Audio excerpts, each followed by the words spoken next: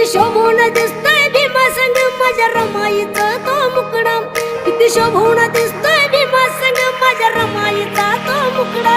असं सोन्यानं मडवून घडवून दिलं ते घरदार, असं सोन्यानं मडवून घडवून दिलं ते घरदार.